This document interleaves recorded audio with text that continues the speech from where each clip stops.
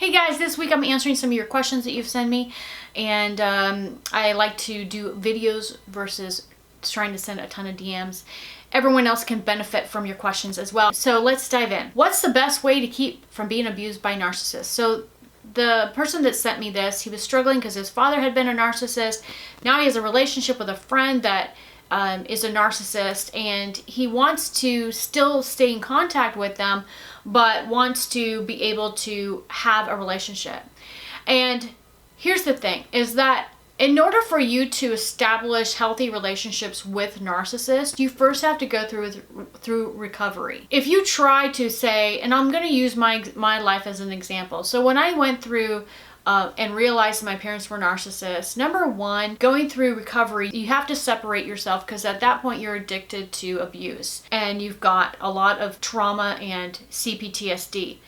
And as you go no contact, all the PTSD stuff gets worse and then it starts to dissipate.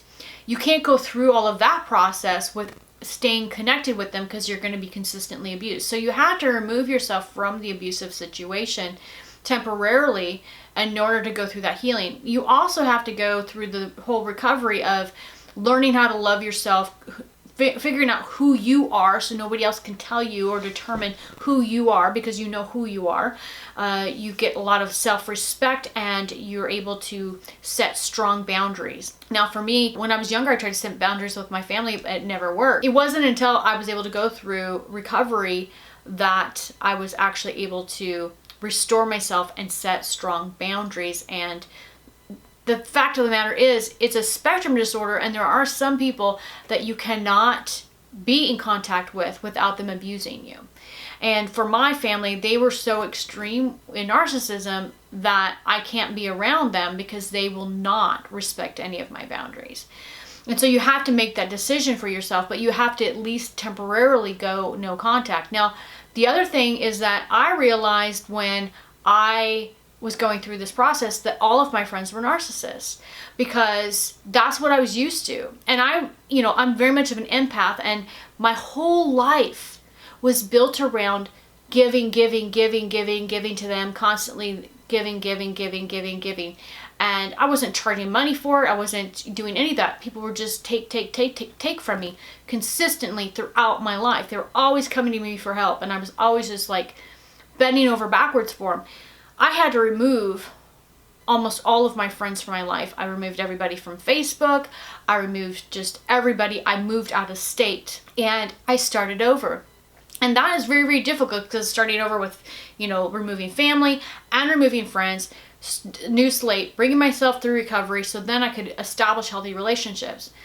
And you really can't establish healthy relationships until you are healthy yourself. And so you have to put yourself as a priority. So if I have any recommendations, is that you attend my webinar on August 20th and listen to the process that I walked myself through to heal myself, to go through recovery, and the journey that I've taken myself on, and begin to apply that to your life as well, so that you get to the point where you are able to have certain civil connections with those that are narcissists. Now, civil connection is, you don't talk about your emotions. You don't talk about what's going on in your life. You don't connect with them on that level. It's a civil connection. Hi, how you doing? You talk about the weather. That's the depth of a relationship that you can have with a narcissist. Number two, the next question was from somebody that your boyfriend is blackmailing you to stay with him. So you are a younger person with your parents, it sounds like, and he's threatening to tell them about your relationship. Here's the thing, if you're in a relationship with someone that's toxic, that's a narcissist, that's controlling you, that's trying to blackmail you, at this point, cut your losses. It's only going to get worse if you stay with him. The whole issue will only get bigger. He can only have more and more power over you to abuse you even more and blackmail you even more. So at this point, I would highly recommend that you go to your parents and say, hey, look, I messed up and this guy's threatening me here, and just put it out on the table and take what's ever going to come to you, because you made these bad decisions. Recognize that they're bad decisions. I don't care what as far as your exchange with this guy, what you said to him, if you sent certain photos that you're not happy with or whatever it is, just take what's coming to you. You made the decision. You made the wrong choices. Just live up to it, walk through the process, and grow from it. Because at the end of the day, nobody can control you if you are not going to allow them. So go to your parents, let them know. Even if your parents were toxic, even if they were narcissists, they're not going to allow this guy to control their child. So that's what I would do. Face the music. And if he's going to, blackmail you, if he's going to tell them everything about your relationship and how horrible a person you are, let it be. Because at the end of the day, you have the ability to change and learn from your mistakes and become a better person. And just acknowledge it from that perspective. The next one is why you're attracted to a narcissist. So the main reason why you're attracted to a narcissist is because you did not get the nurturing you needed when you were a child from your parents. Most people don't realize this. They don't look at it because why? We grow up in a family and we think, oh, I had a great family. I thought I had a great family. I didn't think that I was abused. I was not physically abused. So I thought, hey, I'm doing great. I didn't know what narcissistic abuse was. I didn't know what psychological abuse was. So when it's your normal, you think it's normal. You don't think that, oh, gee, I'm missing something. That's the primary reason. And there could be multiple reasons. It could be you had narcissistic parents. It could be you have addicted parents. It could be that your parents were going through something and so therefore they just at that time didn't give you the nurturing that you needed.